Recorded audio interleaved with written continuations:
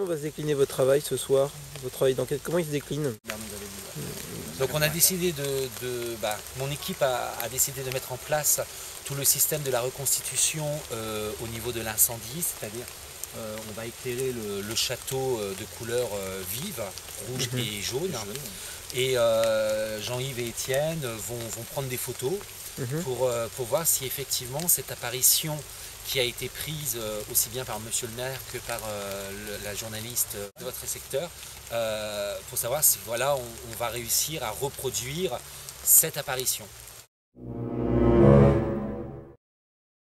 Le château a été construit avec des pierres d'un ancien château médiéval, premièrement.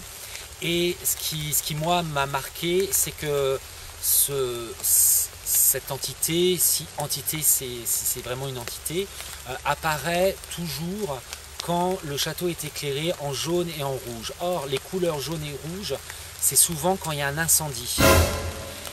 Alors, plusieurs suppositions.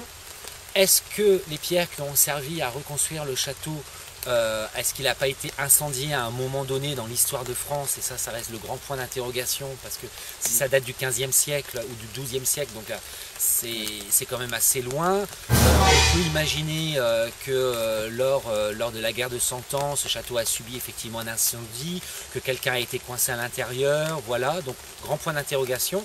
Et en mettant en place ce système de feu, peut-être que cette entité revit cette période où elle a vu sa dernière heure arriver sans comprendre ce qui lui est arrivé véritablement. Bon, elle a vu le feu arriver, mais voilà. Et quand le château est illuminé de ces couleurs-là, eh ben, ça lui permet de revenir en présence et dire bah voilà, je suis toujours là, je suis coincé entre les flammes, aidez-moi, aidez-moi, aidez-moi. C'est vraiment le point d'interrogation.